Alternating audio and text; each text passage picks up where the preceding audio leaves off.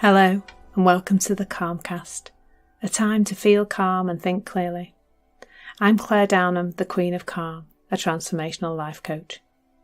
I was a burnt out head teacher who finally made the journey to calm after years of trying, and I want to prevent you from having to do the same.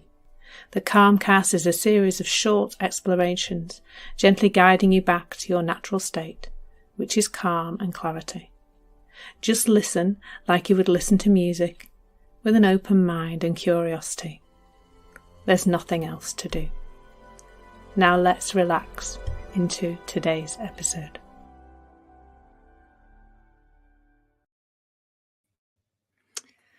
So today, from analysis paralysis, you see, you can't even say it, let alone do it. So from analysis paralysis to action, the 3 principles way. And I find myself now, when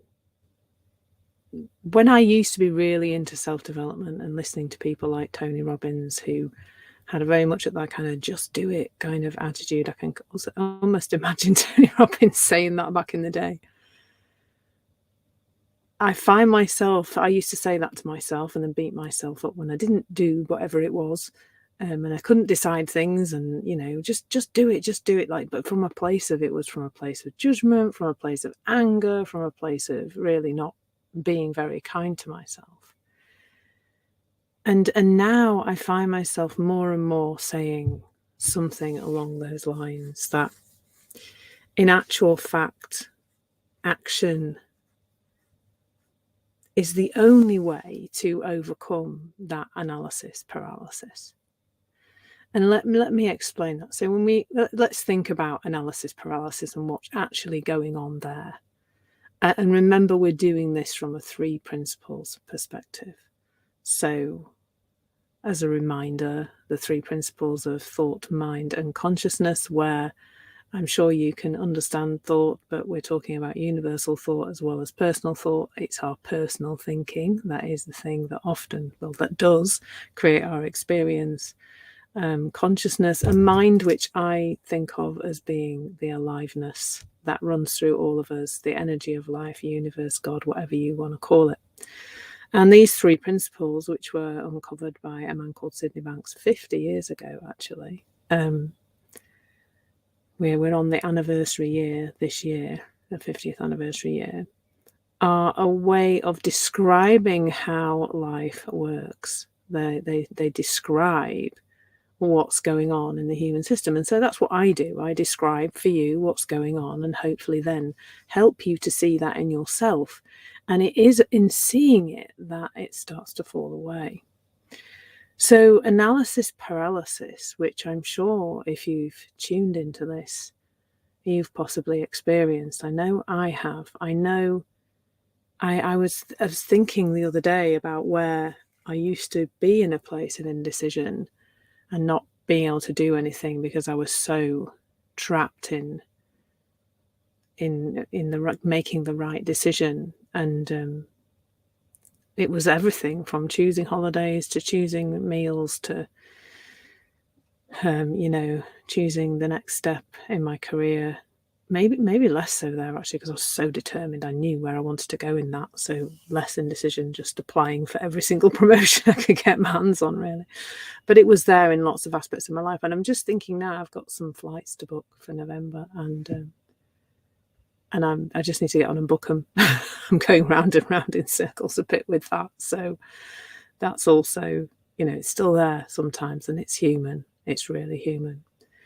So when we're in that place of analysis paralysis, we are in overthinking, aren't we? We're trying to find the solution in the past. And I'll explain that in that if you're overthinking, I'm sure you've noticed it, actually explicitly noticed it, seen it yourself, that you are going over the same thinking over and over and over again. And you're going round and round in circles. You're just regurgitating. That's what we do when we're overthinking. We just regurgitate the past. Because that's what our thinking is, really. It's made of the past. It's made of our ideas that we learn from other people. It's made of all that. It isn't actually anything to do with the present moment, and that's where we really do work best. We work best in the present moment. All of us do as human beings.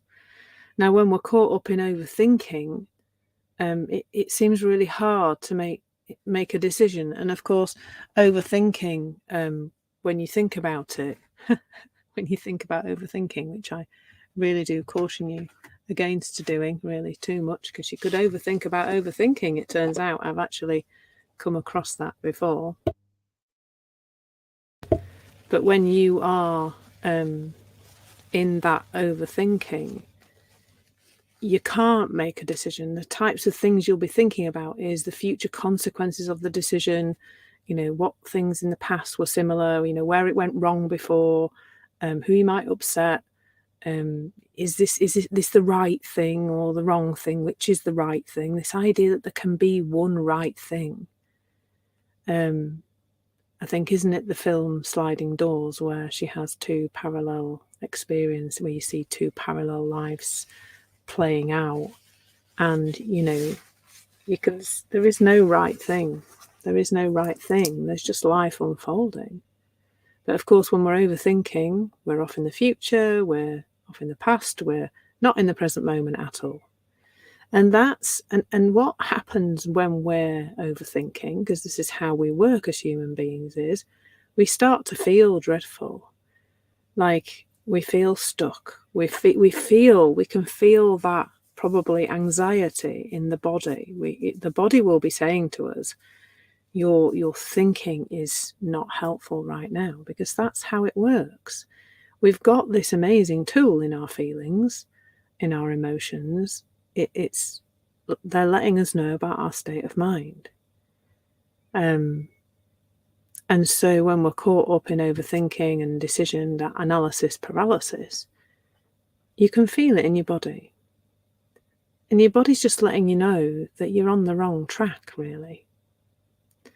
Now, what I've noticed happening from that place of awareness, it is naturally things begin to fall away, because what happens when we're observing an uncomfortable feeling in our body, our wound up state of mind, when we just it's like we physically, inside us, we take a little step backwards and we begin to observe what's going on around us. That is us in the present moment, observing what's going on. So we're no longer caught up in the past and the future and what's right and what's wrong and all that stuff. We're noticing the feeling.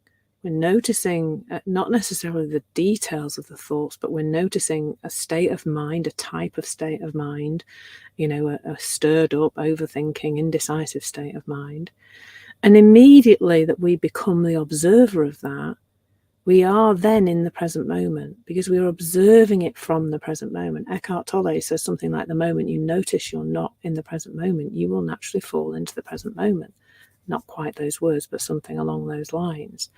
And that is the truth. It's the awareness, it's the observation, it's becoming that conscious awareness of what's going on in you. Now, that is possible when you're in this conversation, in the Three Principles conversation, because you're beginning to understand thoughts and feelings better. So you're beginning to observe them more. And that's the power of this conversation. That is why I love to take people on a journey with this conversation, because it's so life-changing, so life-changing. And it's powerful in terms of developing people's ability to just be aware and to realize that we are not the thoughts, we are the thinker of those thoughts. So there's a bit of detachment from the self, detachment from thinking that noise inside our heads and that horrible feeling is us. It's not. We're the observer of it.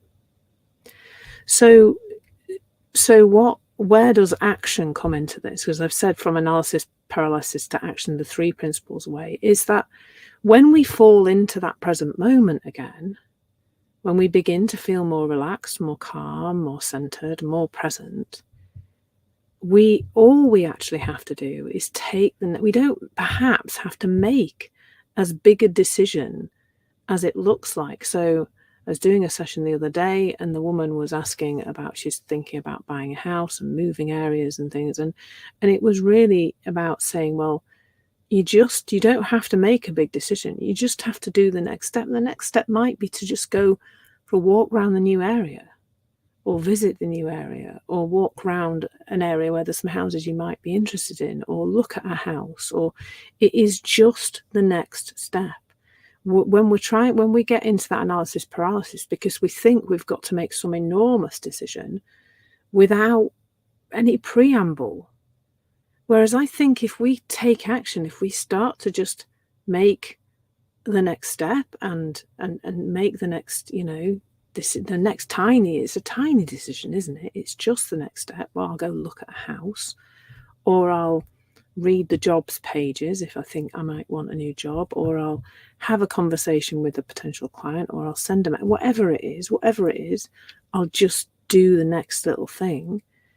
Then we have a little bit more information, present moment, real information, not noisy in my head. What's that? Not that whirring, horrible thing that we can often be caught up in. Not that anymore, but real-time information.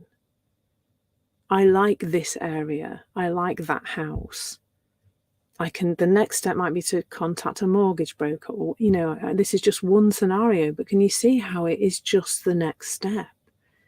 What we do is make it into some massive thing to do. Even if it's moving across the country, well, the next step might be to go stay over there for a little while. Or the next step might be to go explore, or whatever it is. It doesn't matter. And then as you've taken a bit of action, you will get a bit more clarity. There's no two ways about it, because you'll have a bit more real information. Because we're talking about as getting as close here to reality, as in solid, real stuff, as possible. And if you're up here in your head, spinning around and whirring around, you're not in reality.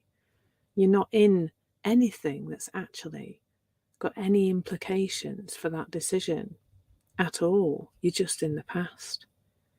So that really, it's about awareness of not being in the present moment, realizing that analysis paralysis, that inability to make a decision, is coming from being stuck in that old thinking, and that all we need to do from the present moment is just see what there is to do next. What action is next? And action leads to action. It becomes like following the breadcrumbs, just the next thing, the next thing, the next thing. The breadcrumbs might be going in a very wiggly line. Life is not a straight line, as you may have realised if you got to anywhere near my age. Definitely not a straight line. It's definitely got more of a wiggle to it, and that's okay. So hopefully you found that helpful. This exploration at the moment is around decision making and problem solving. I'll probably flip the focus a little bit next week onto more content around problem solving. But I think I'm hoping you're finding this is clearing the way a little bit for you to make decisions more easily. And of course, if you need any help with that, you know where I am. So lots of love. Take care and have a wonderful day. Thank you so much for listening. There's nothing to do now but bring some awareness to how this is working out in your life.